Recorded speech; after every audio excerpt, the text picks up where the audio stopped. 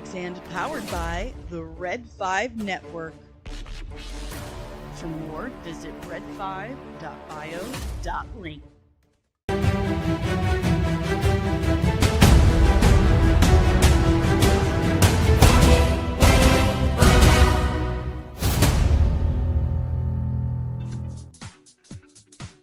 Hey guys, I'm not as late as I thought I was going to be. What's up?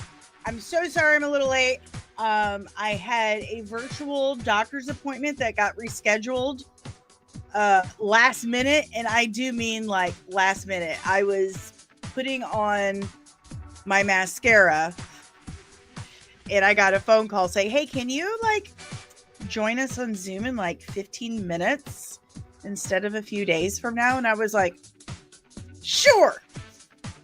So not as late as I thought I was going to be. I'm sorry, but literally all I did today was brush my hair, and I'm just impressed with myself. Oh, I'm so sorry. How is everyone doing? God, you guys are the absolute best. Have I told you that lately? You're the absolute best. Dave and I cannot get over the contributions yesterday from Patricia, Gary, Nick, and Will. Oh my gosh. Like, we are just absolutely baffled and blessed, humbled, thankful, grateful, appreciative, everything. I don't even have the words. So I added a new credits section into the the credits. So just little something I can do, or I wanted to do, or I wanted to do something, okay? And I don't know what to do with my hands. So I had a little special thanks section to you guys. You guys are the best. Thank you so much. Before we go any further, do me a solid. Smash that like button, hit the subscribe if you are new, and ring the notification bell so you get notified whenever I'm back with even more of this nerdy nonsense. And make sure to let me know if I look like I read comics. I don't know what that means, but that is a comment I got today. You look like you read comics. I don't know what that means. Why is that a focus?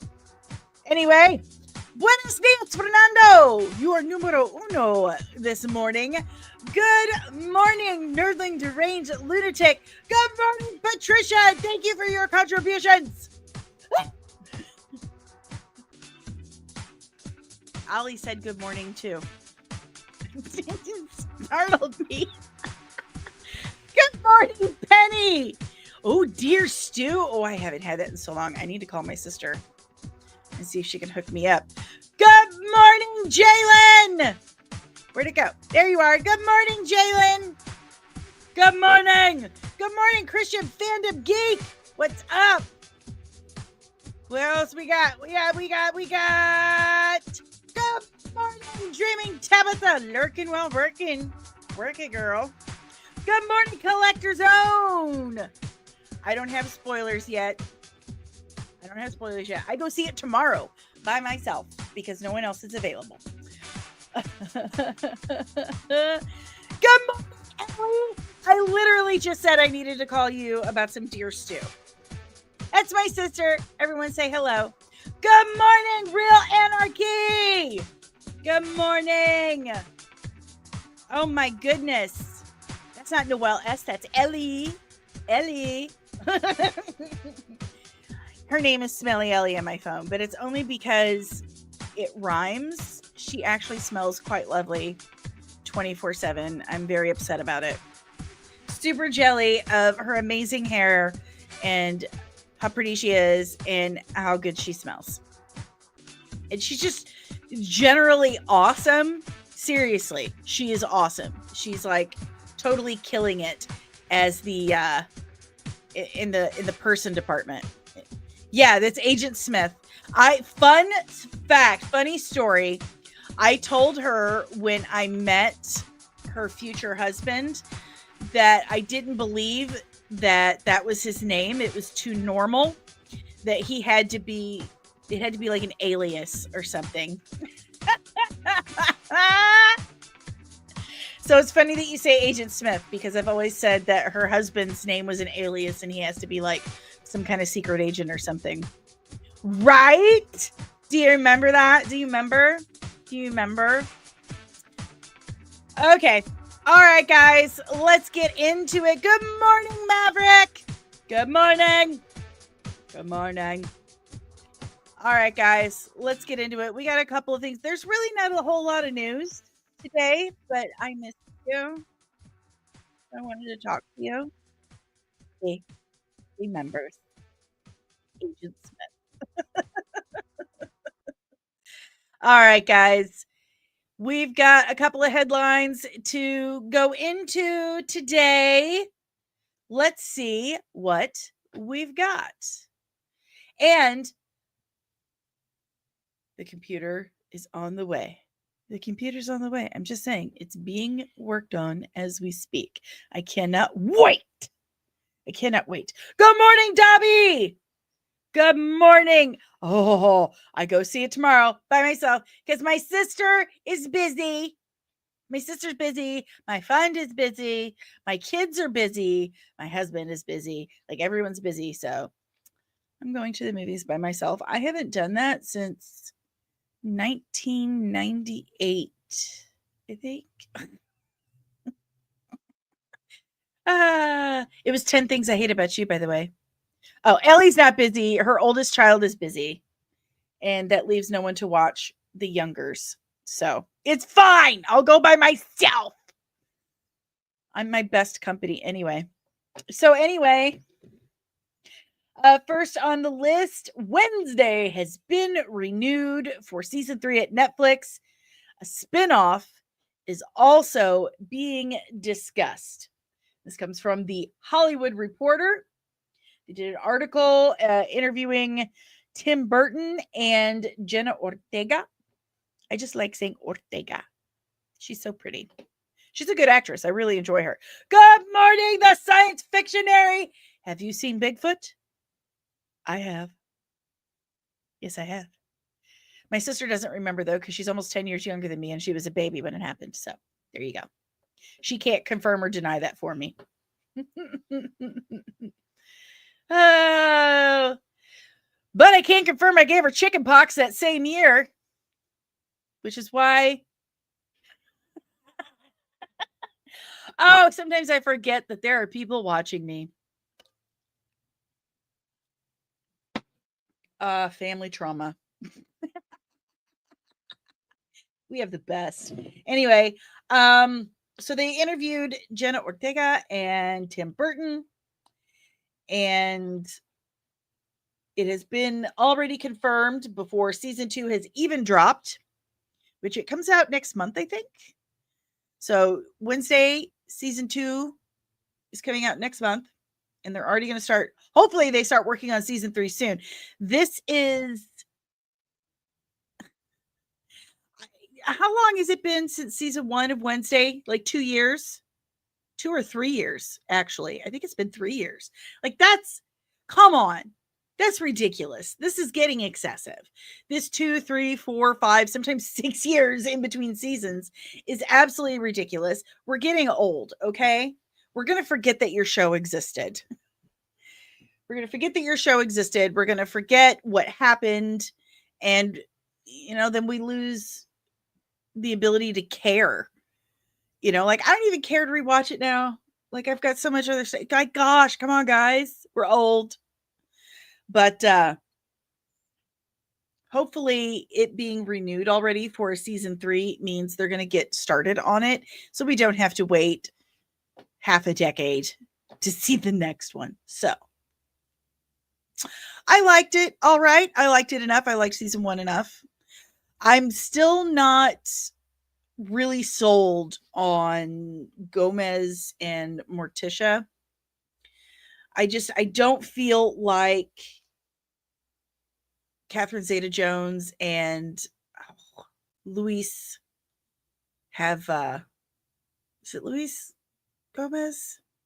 Why can't I remember his last name? Anyway, I just don't feel like they have a whole lot of chemistry. I know they look like the original, like, cartoon of the Addams Family, but I'm not feeling any chemistry between them.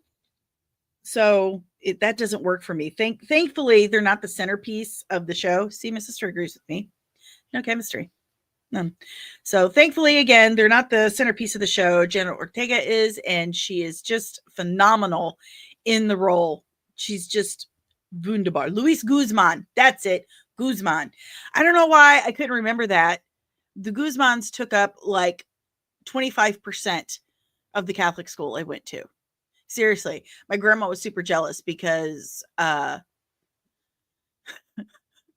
Guzman won best grandma every single year, and my grandma never did because she only had 2 kids at the school.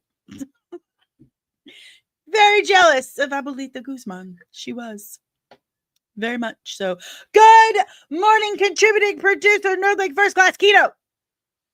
You're not late. You're fashionable. Fashionable. Anyway, yeah. Don't care for the chemistry. There's none there, but I did enjoy the rest of the show. I do enjoy Jenna Ortega. I like just about anything Tim Burton does anyway. So there's that information. What is the spinoff? That's something we need to discover. What is the spinoff about? So let's see. Let's see if we can get to it. Don't see it so far. Don't see it so far. Nope, not there. Not there. Kino, see if you can find me what the spinoff is about for the Wednesday spinoff, because I'm not seeing it as I'm glossing over. And it's very hard to keep the stream going while looking for this. So there's that information. Let me know if you can find it. Moving on. While he's looking for that, we'll circle back. Clayface details have come out. We already knew that it's going to be a rated R horror film, right? Like, I feel like we knew that. It's going to follow quite a bit of the Feet of Clay episodes on Batman the Animated Series. So it's going to follow an actor whose face is disfigured by a gangster. The actor turns to experimental science for help. It's successful at first, but things spiral horrifically, as they do when you turn to experimental science. And the budget is reportedly $45 million. That's really not a huge budget. I mean, not these days. I mean, hell, Superman was like $225 million. Freaking Captain America Brave New Missed Opportunity, that was like $450 million, something like that. Okay, so Kino has found it. It is an Uncle Fester spinoff. Uncle Fester, who is, yes, played by Fred Armisen. A Wednesday spinoff following Uncle Fester is in the works at Netflix. The streaming giant is looking to expand the Addams Family tree. Netflix is in early stages of development on a series that would focus on Wednesday's paternal uncle, played by Fred Armisen. That is all the information we have at this time. Deranged lunatic. I'll take that $45 million. Right? Let's go. 45 million. And again, I stand by what I said. Lower budgets mean you have to be more creative. Work with what you got. Low budget is good. I do, because I think it'd be intriguing. Good morning, Loki. You jerk. It's fine. Don't change. Never change. I love you just the way you are. Okay. So let's see. What else we got? I'm not there yet. Aha! Sam Rockwell to return as Justin Hammer in the MCU. he's down to return. I've heard that he was supposed to be back in Armor Wars, but Armor Wars has been like canned. So what else are they going to bring him back in? What could they bring him back in? Are they going to like legit reopen stuff on Armor Wars? Do you think Armor Wars is ever going to happen? It should have happened after Iron Man 2. Armor Wars should have been Iron Man 3. That's my opinion. Loki says he was the best part of Iron Man 2. I'm inclined to agree. He was fantastic. And he is absolutely the best person to play Justin Hammer. It's like Nicholas Hoult with Lex Luthor. He originally auditioned for Iron Man. He was one of the actors in the running for Iron Man, and he obviously didn't get it. It went to Robert Downey Jr., which is one of the greatest castings in the history of Hollywood. So it's perfect that he plays Justin Hammer, but he should have done Armor Wars. He should have been in Armor Wars after Iron Man 2. He was phenomenal in that movie. He really was. So we'll need to do it so with Oscorp. I would like to see him in a boardroom with Oscorp, pitching deals. That's my opinion. That's my opinion. We got some updates on the Mr. Terrific thing. I forgot to text those to myself. I have the actual, let's see, where is they? I take so many pictures. It's ridiculous. Is that the only one? Okay. So I'm going to email this to myself right now so I can show you guys.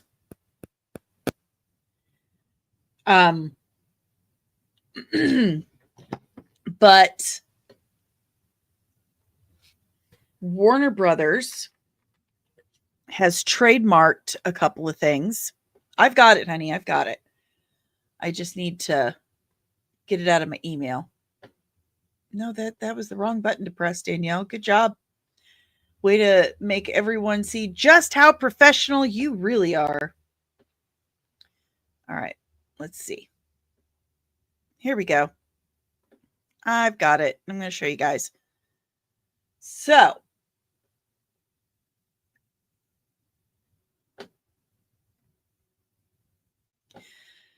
Warner Brothers, DC, have trademarked Mr. Terrific, Mr. Miracle, and the Mighty Crabjoys. So, good news for the spinoff that they've been talking about. I am so down for a Mr. Terrific spinoff. I really am. And I had started, I know, Tabitha, you distracted me. I keep my phone right in front of me for emergencies, like so I can see it. You distracted me. Anyway, I started working on my breakdown for Mr. Terrific. And then people started arguing with me about Supergirl. We'll get into that in a second. I'm like, should I do Supergirl before Mr. Now, like Guy Gardner is like, hello, I'm over here. You were supposed to work on me next. Okay. But here we have copyrights filed. Or trademarks, I'm so sorry. Trademarks filed for the Mighty Crabjoys, which of course is the fictional band in Superman. Mr. Miracle, because they are doing a Mr. Miracle animated series, him and Big Barda, which I love so much, and Mr. Terrific. So I wonder what's going on with this Mighty Crabjoys thing. Maybe the Mighty Crabjoys thing is to prohibit anyone from, starting an actual band under that name and profiting off of it. Do they plan on doing a lot more with the Mighty Crab Joys. I have questions about that one. Keto, forget guy. I was hoping he was done prior to the film. I know. Research is one of the hardest parts of this gig is the research. It's fun, don't get me wrong, but it's very time consuming. And I'm super, super anal about it. Like I really am. How I research is just crazy. So, anywho, wait, are there coleslaw recipes being handed out? Hello over here. What the heck, man? Good morning, Nadja. Good morning. Hello. How are you? So nice to see you here. Hello. Anywho, there's that. There's all the trademarks. I'm totally down for a Mr. Terrific show, series, movie, whatever. I just absolutely down for that. My sister. You said anal. I did. Nadja. Nadja. It's a beautiful name. It is. Okay. So there is a Peacemaker podcast dropping. I don't know if you guys know this, but Peacemaker podcast with James Gunn, Jennifer Holland, and Steve Agee, and Danielle Brooks. I love Danielle. Eat peace, motherfucker. They're going to have a bunch of guests, but it's basically James Gunn, Jennifer Holland, and Steve Agee. So here's a little clip. Again, the podcast drops tomorrow, but Peacemaker season 2 doesn't drop until August 21st. So I'm assuming that for the first month, they're just going to be recapping season 1 or talking about season 1. So here's a little clip. Here you go. Eat peace, motherfucker. I'm James Gunn. Welcome to Peacemaker, the official podcast. Am I supposed to be able to win, you guys? Out of all the heroes, why in the are you doing Peacemaker? Peacemaker. What a Joke. First, we're going to do a full episode-by-episode rewatch of season 1. And new episodes of this podcast will drop Mondays and Thursdays starting July 24th. Okay. Then, starting August 21st, Peacemaker Season 2 premieres on HBO Max and will be releasing companion podcast episodes weekly after new episodes drop. You ready for the next adventure, pal? Yes, I am. We are going to have the 11th Street Kids joining us. John Cena, Danielle Brooks, Freddie Stroma. I love Freddie Stroma. And so many more. Not going to use any of that, right? Jesus Christ. We're going to tell you about all the drama that happened while we were making the show, what's canon and what's not in the DCU, discuss the songs and the music, hear about Easter eggs. There are no rules. We can do whatever the we want. The woman behind is her. I want in and I don't know if this is going to be comfortable with another woman's. Find us on HBO Max, the HBO Max YouTube channel, and wherever you get your podcasts. This is a DC Studios showcase presentation. Peacemaker, the official podcast with James Gunn. In case you were thinking that this podcast was unofficial, that noise, we're official. We registered at the DMV today. See, I love Steve Agee. That's funny. The official James Gunn podcast with James Gunn. God, James Gunn is James Gunn's worst enemy. I swear. He's just, fan of his filmmaking. Absolute fan of his filmmaking. But the dude needs to just put the phone down. I've said this so many times. Jennifer, honey, Miss Holland, Mrs. Gunn, I'm talking to you. Do me a favor. When Jimmy goes to take a poopy, when he goes to make a TT, take his phone from him. Okay, take his phone from him before he goes to the bathroom, because he's just causing problems for everybody. He's just causing problems. Okay, so I'll check out this podcast Mondays and Thursdays.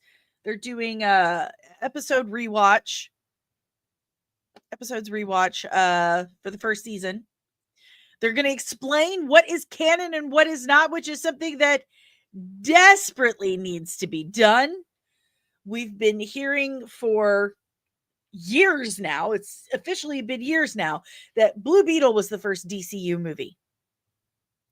Then it was Superman's the first DCU movie. Then it was Creature Commandos is the first DCU project. It's the official start of the DCU. So what's going on with Blue Beetle? So many questions. So many questions. Then he would say, you know, when people ask about Peacemaker, what's canon? Is it still canon? Is season one? Well, some of it is. What do you mean? Make that make sense for me. So they're going to explain what is canon, what is not, which is something that desperately needs to be done. And I will check it out and report back to you tomorrow after I go see Fantastic Four First Steps. Very excited. Very excited. Okay. So there's that. There's that information. You're welcome. You have that now.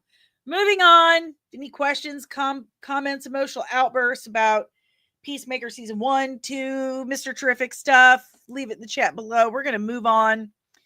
And yes, Fernando, I'm so excited. I think that would be an amazing spinoff. They need to get on that stat. And apparently they are. Good morning, Sergeant Giratina. Good morning. The DC timeline is off its meds. Absolutely. I will say Mrs. James Gunn is one attractive woman. She's a pretty lady. She is. She is definitely a pretty lady. Okay, so in a Variety.com article, Pedro Pascal says, I was so appalled by the way I look in Wonder Woman 1984 that I've never gone back to being clean shaven for an acting role.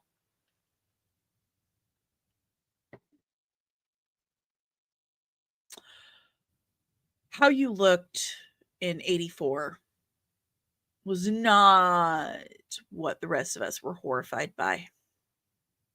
In fact, it was probably the best looking part of that whole dumpster fire.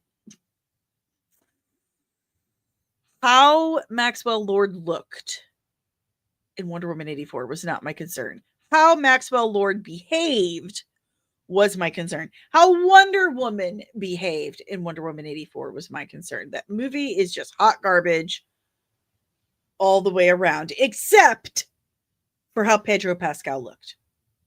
Let's all be real here. Even Loki, it's one of the two things I've ever liked Pascal in. Wonder Woman 84 was fine. Get out of my room. Get out of my room. I now trust nothing you say. That movie was absolutely atrocious.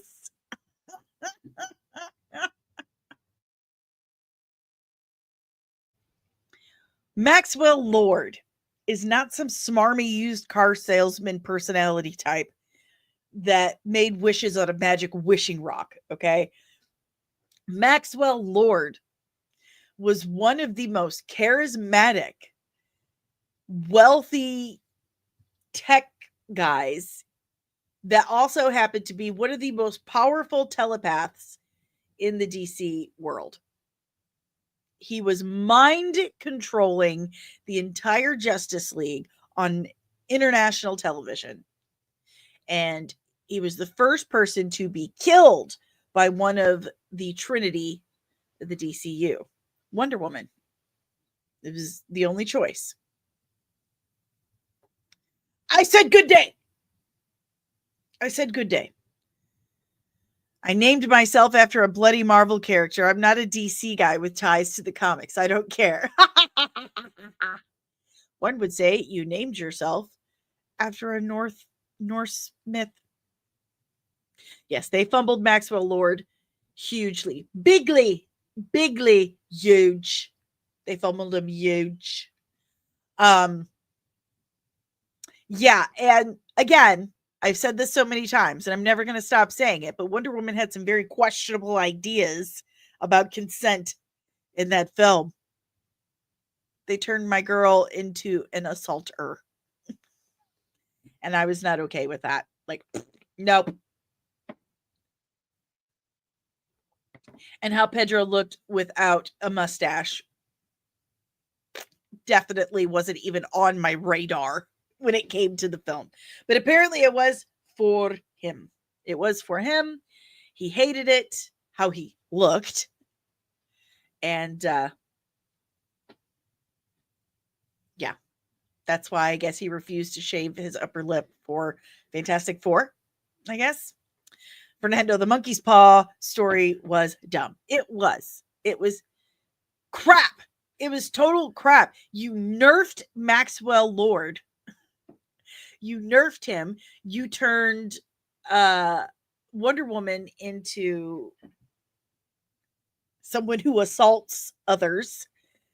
And it just, and then you turned her into like a lovelorn puppy dog eyed girl. Like, I just missed my boyfriend. It's been 100 years. I missed my boyfriend. Like, that was just absolutely ridiculous. And how it ended, like, she convinces him with logic and reason. Like, have you won many arguments on the internet lately, my dudes? Come on, Patty. You know that's total horse shit. He's a megalomaniac sociopath destroying the world, okay? He's not in a very reasonable headspace, and somehow she talked him down with logic and reason. Come on, Trent. Yeah, oh my God, why are you even talking about that movie? Exactly.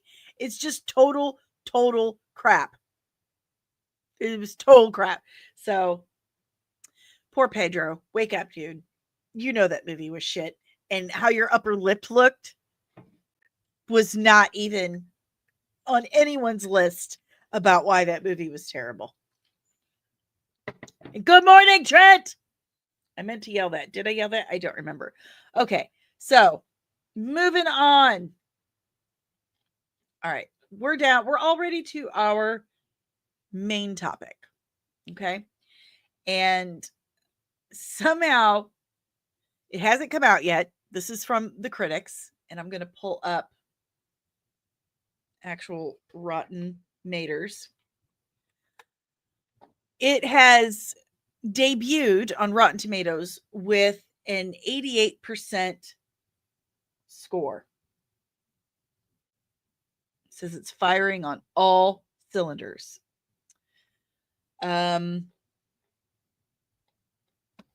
Okay. Like, I think Superman debuted with a 96%. Not that this is really the whole point. But Fantastic Four is actually debuting at a lower percentage than Superman. Now let me check. Let me see if there's anything up on critic lists yet. Let's see. And remember exactly. Oh, good morning, Maria. Good morning. Deranged Lunatic. I don't trust Rotten Tomatoes for anything. Not the critics. You shouldn't.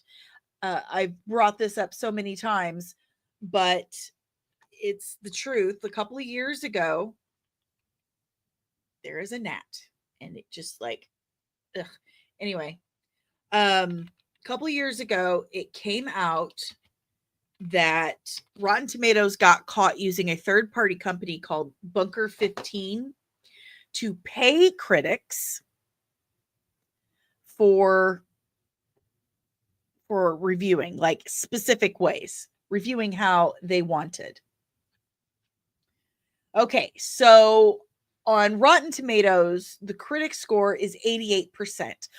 On critic lists, it is 60%.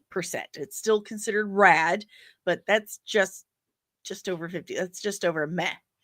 So let's see what Rotten Tomatoes has to say first.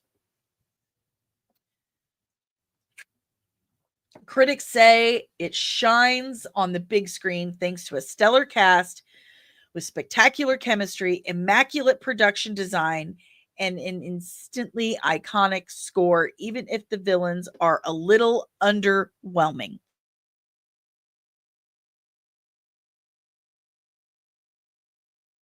I'm so sorry. The mold and mildew count is insanely high because apparently I'm in the ring of fire, which is what the news is calling this heat wave in the Midwest. So again, that's what I was getting to, Loki. No word on the story or plot. Nothing. No one has said a word about the story. All we have heard is that it looks good and the cast is great and the music is good. Cast, production design, and music, but nothing about the story. And we are hearing on Rotten Tomatoes, of all places, this is written by Christopher Campbell, the villains are a little underwhelming. I don't believe there's any spoilers here, so the Marvel Cinematic Universe delivers one of its best movies in years, according to the first reviews of Fantastic Four First Steps. The superhero spectacular, which opens this weekend, is completely separate from the rest of the MCU's 36 films and 28 TV shows. My God, overkill. And that's a big plus for a lot of viewers. The reviews highlight the distinct retro-futuristic, we call that atomic age, thank you very much, aesthetic and family-focused themes of the Fantastic Four. However, there are plenty of complaints about the script with the ways it handles the villains. Good morning, Truth! Good morning. Here are what the critics saying about the Fantastic Four First Steps. Nager Chambers from Big Gold Belt Media says, after years of false starts and forgettable reboots, Marvel has finally delivered a Fantastic Four that lives up to his name. The Fantastic, from Danielle Salzman, the Fantastic Four First Steps finally gives the movie they deserve. From Peter DeBruge, Variety, Marvel's back to the drawing board. The Fantastic Four First Step succeeds where earlier attempts have faltered.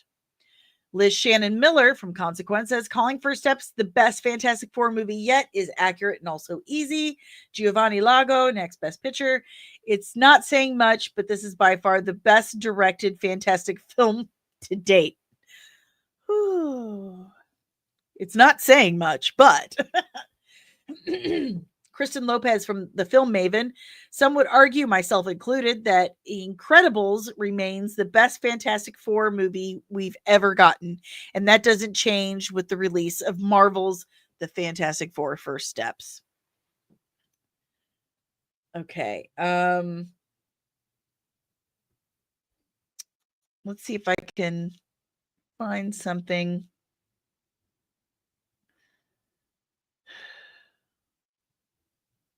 Okay.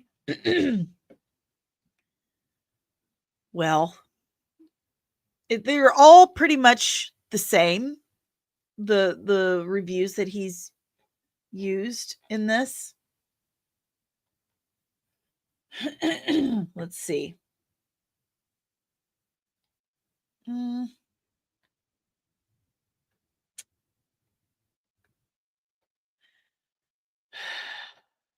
All the reviews are basically the same.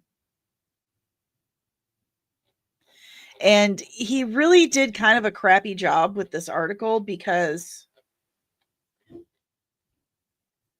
well, here we go. Pardon me. I'm so sorry. Good morning, DJ. I'm watching it Friday. Let's hope it's as fun as Superman the movie was. I hope they don't turn this into a woke fest. Yeah. So he finally puts down in the bottom here. Are there any major problems? It says, from Giovanni Lago, while Matt Shakman's decision or direction is solid, the screenplay morphs his creative vision into another typical Marvel project that feels rushed and underdeveloped in a multitude of ways. Jonathan from Toystonet.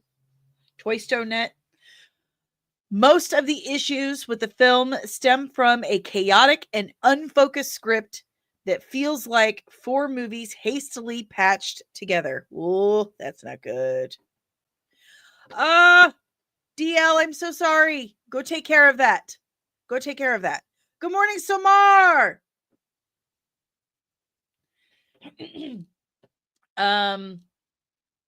Ian Sandwell, Digital Spy. We don't actually get treated to that much of the Fantastic Four in action. In attempting a leaner story, it leaves the movie with not much story at all. Spencer Perry from comicbook.com. I used to contribute to that many moons ago. The character interactions end up feeling like a checklist. Make sure there's a scene where the individual pairs of the group get a chance to interact. Okay. And John Negroni, in between drafts. Ultimately, the real issues come down to lackluster script that often comes off like a soulless math equation done by Studio Note. Fantastic Four brand plus 60s vibe plus Reddit fan cast equals money. Well, there you have it.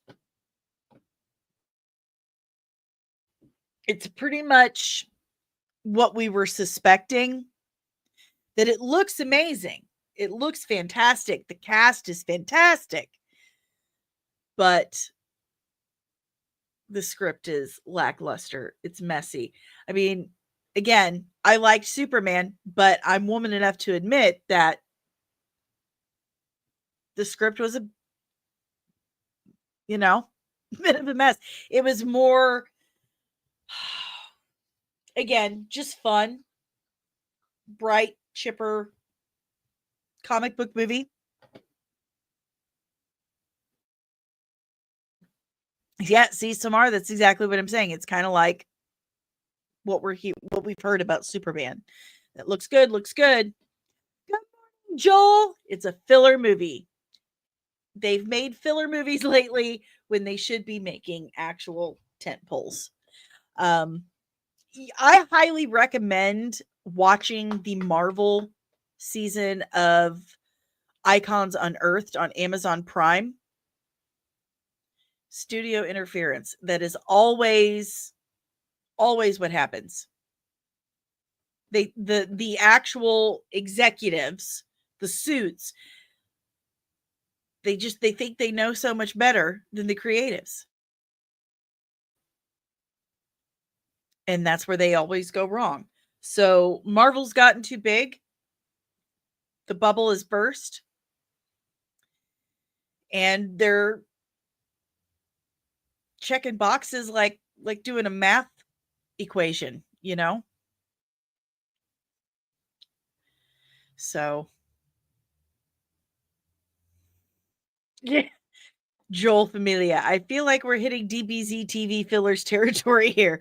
Yeah, I couldn't finish DBZ. I couldn't finish it. It was so boring.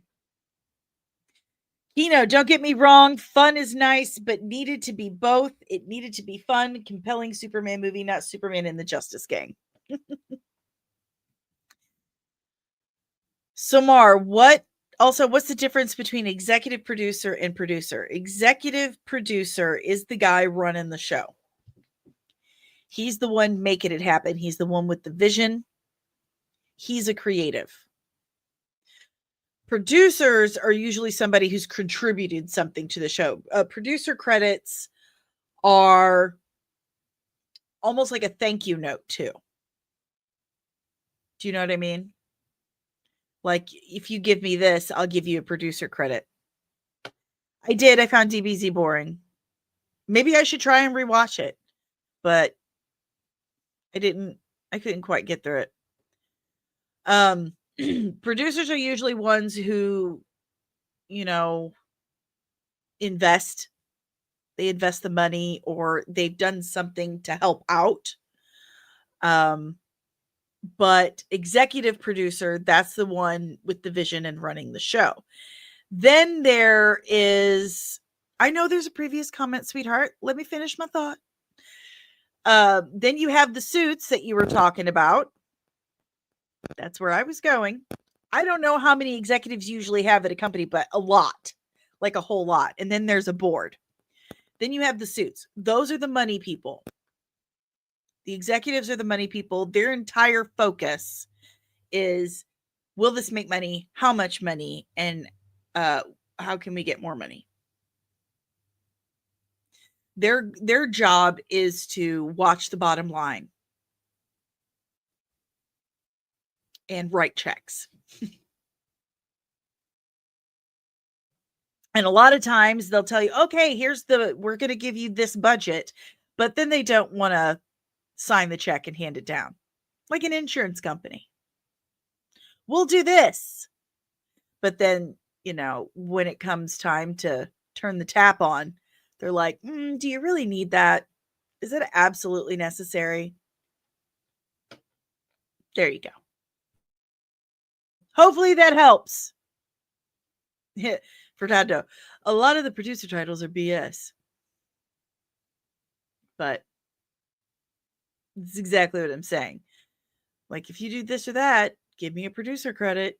I want my name up there. So a lot of actors will put in their contracts that they want a producer credit. Because a lot of actors do become very highly involved in the writing process for their character. They have a lot to do with the creation of their character. Case in point, Ed Norton. Ed Norton basically took over all of the Incredible Hulk. Kind of notorious for it. So when they brought back the Hulk in the Avengers movies, they were like, no thanks, Ed, we're good. Apparently Mark Ruffalo was one of the people they wanted to play the Hulk in the first place, and they ended up going with Ed Norton, and then we're like, ugh, that was difficult. So now they have him, and he's just So Mari, see Deborah Snyder, credited producer on multiple Zack Snyder movies. Well, she actually does work on the projects with him. She's a big part. Good morning, Dom. Scarlett Johansson got an executive producer credit for Thunderbolts, though she had nothing to do with the movie. Contract that I think that was part of her Disney suit. Yeah, they get more money if they have that extra credit. True 31, the best Hulk movie is the first Avengers film. Fair enough. I mean, really. But Edward Norton ended up making the Incredible Hulk like almost an hour longer than it already was. And they had to cut a bunch of stuff out, and he was really mad about it. But it's because he kept like coming up with new stuff to add to it. Like, if I'm delivering this pizza to these math people, I should be able to solve the equation on their chalkboard, right? That would be good. We could add that in. Like, he was constantly doing stuff like that and rewriting things, reworking things.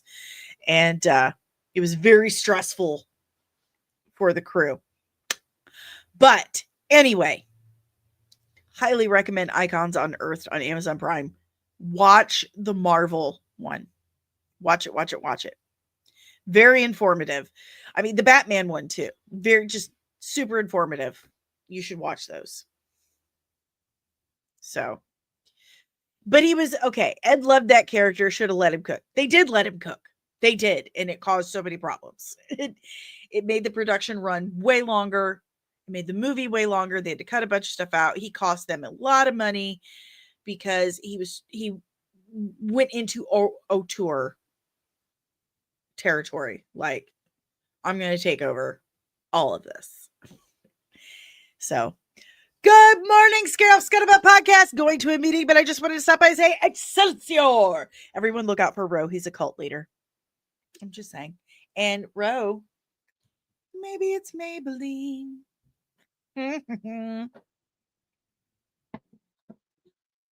Some of it is actually in that Icons Unearthed series, but we could definitely look that up. It might be out there somewhere. Oh, the Star Wars Unearthed. I haven't seen that one yet. I'll check it out. I've watched Marvel and Batman. So, truth. Will Fantastic Four get the repeat viewings Superman has been getting? Who knows, man? So far, the reviews, I mean, the real reviews aren't like full on glowing. It's just kind of like, yeah, That's okay. In fact, let's check out what Critic List said. I apologize. Got distracted. It's Samar's fault. Everyone blames Samar. Point at Samar and tell him it's his fault. I love the shit out of you too, Ro. Quit distracting me. Maybe it's Maybelline. Anyway, so remember, on Rotten Tomatoes, the score is 88%. Okay. And the ticket pacing is pretty much the same as Superman. So on Critic List, which no one on Critic List is paid. This is like everyone is on even footing on Critic List. There's not a separate critic score and popcorn beater audience score. It's okay. So on Rotten Tomatoes, for the critics, which is a very important distinction because they are paid, their score is 88%. On Critic Lists, where they're not paid, 60%. Still rad, which is their kind of meter. Pardon me.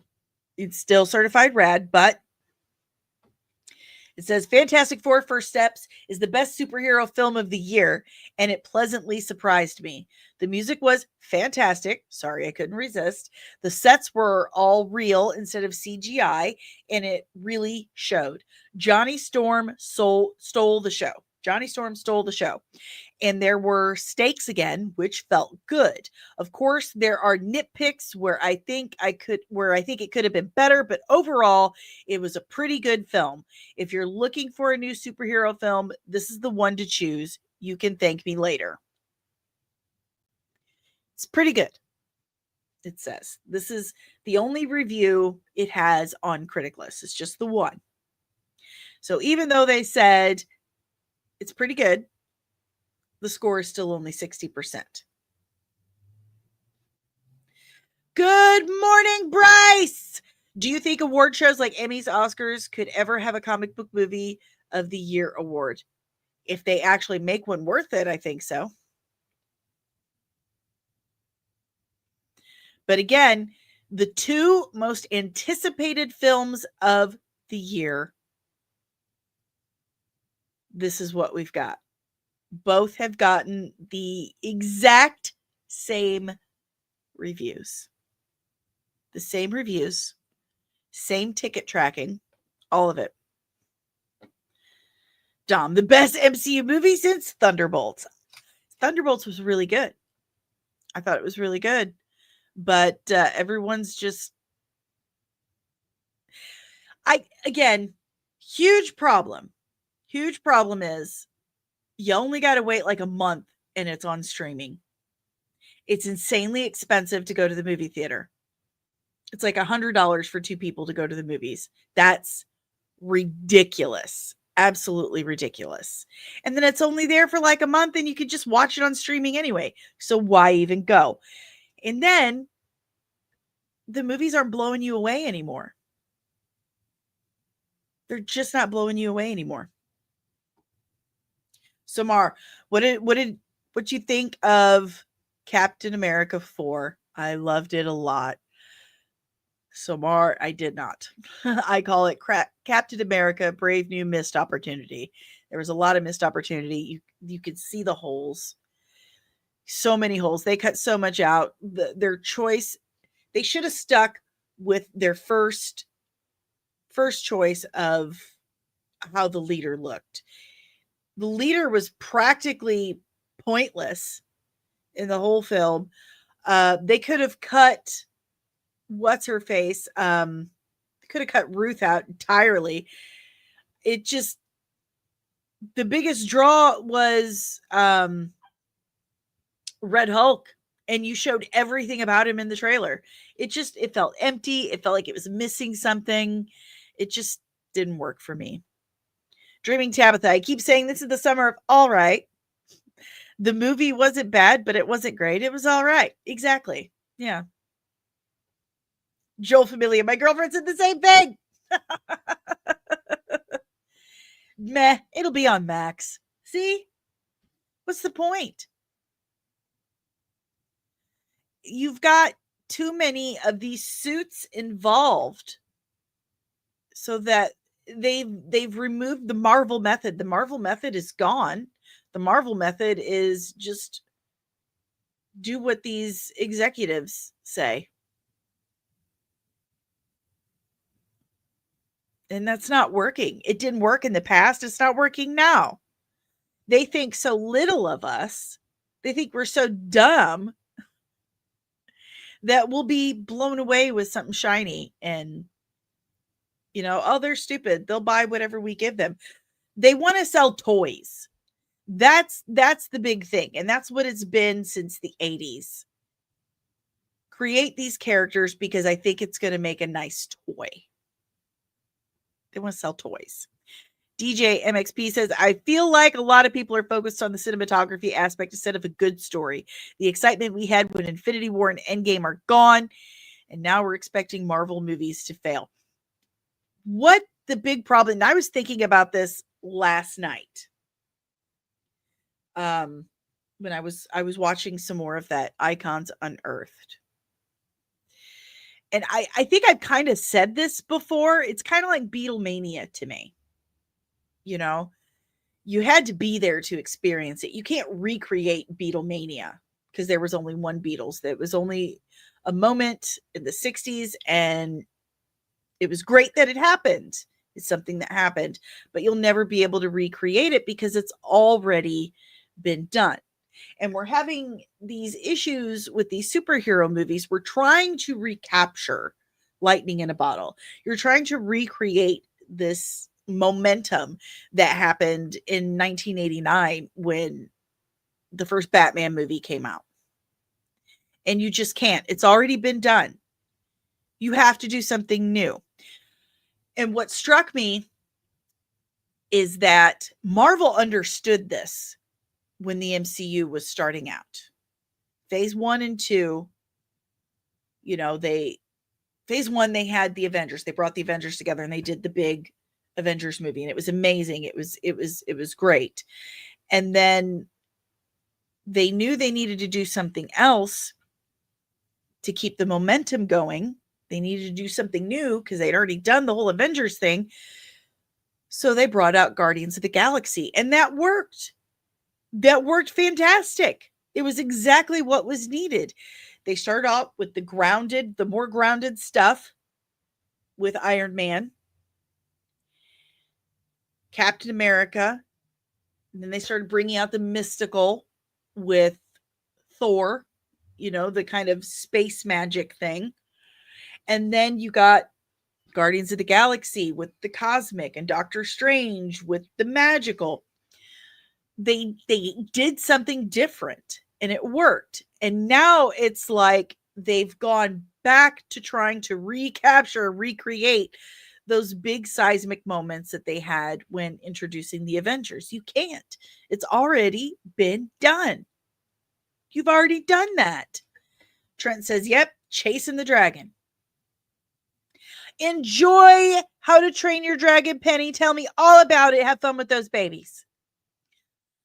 So they need to do something different. You can't just keep going back trying to recreate the same thing and recapture that moment in the sun because you've already had it. You only get that one time.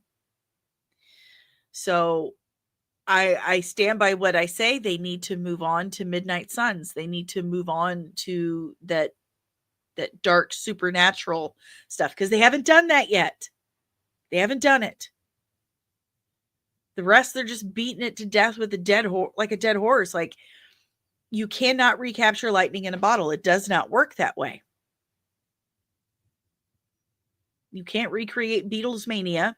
You can't recreate Avengers Endgame. Joel, I'm a 90s kid, and the closest thing to Beatlemania then was Pokemon Mania. Yeah, my little brother was way into that. The early MCU pulled it off masterfully. They did. But now they're trying to recreate the same thing, and it doesn't work that way. We already know. We've already been there.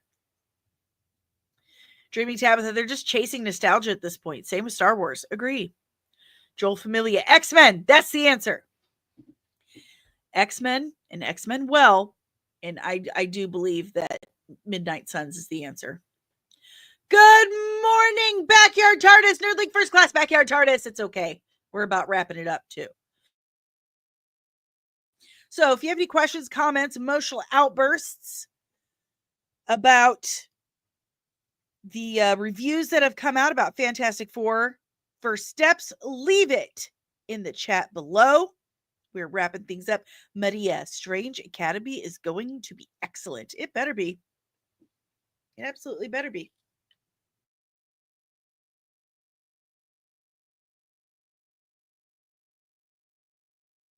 My mouse died for a second. Sorry about that.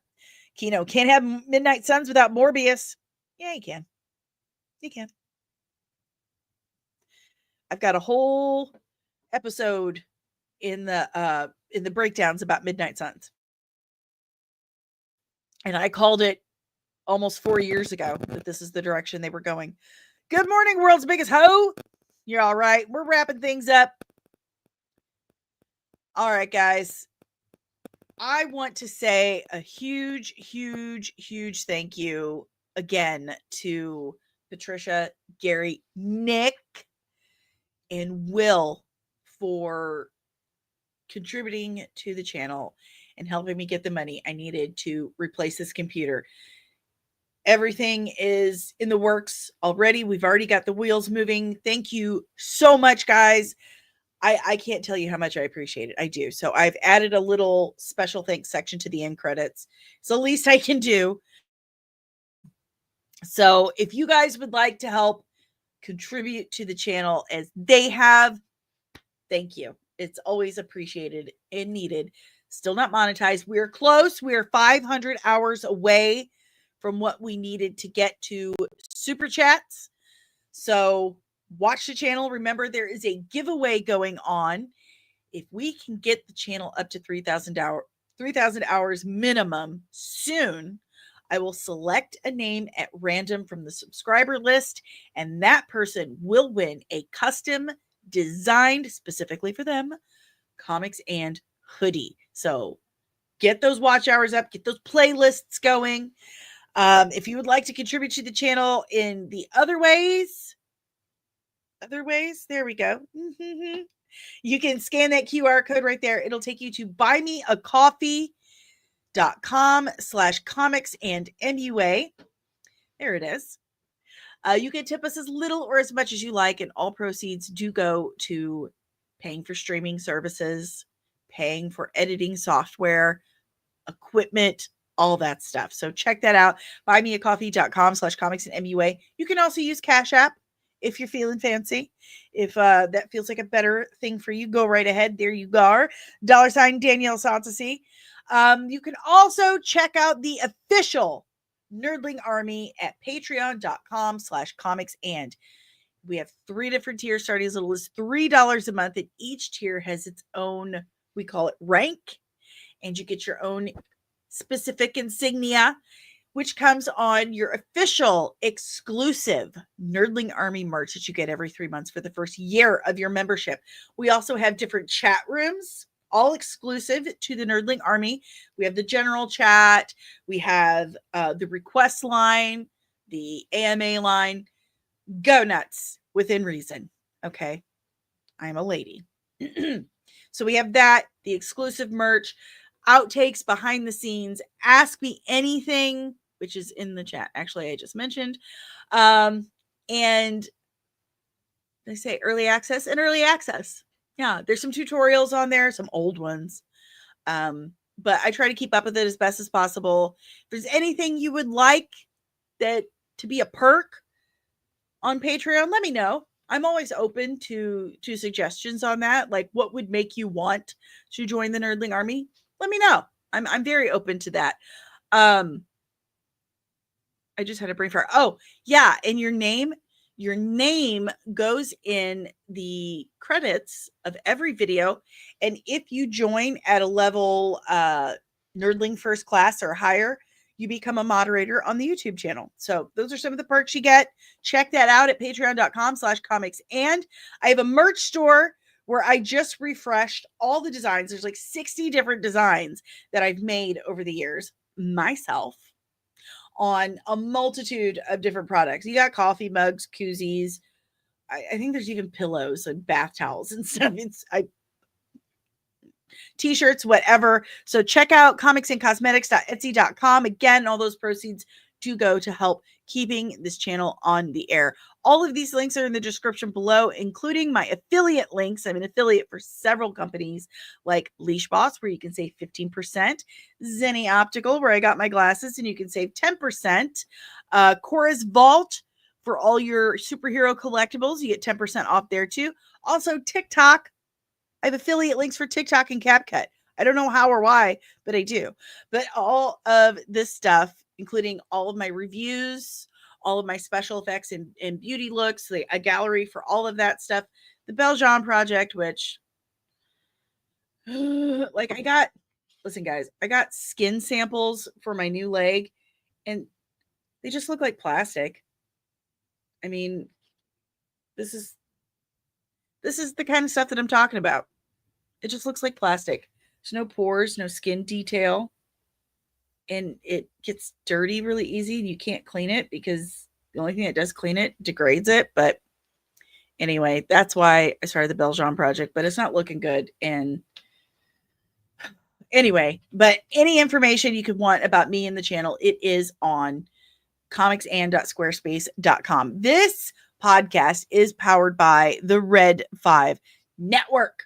We are a family, a collective, if you will, of exclusively nerdy podcasters and content creators here to educate and entertain you. So if you enjoy this podcast, chances are you will enjoy more of what the Red 5 Network has to offer you. So check out red5.bio.link today to discover more of your Red 5 Network. Let's pop in on the chat. I think I need to charge my mouse.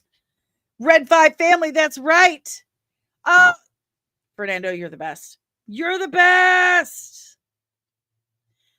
Somar, are you cruising somewhere after the stream? Have a nice day. I got some chickens to feed. And I think that's about it. Like chickens.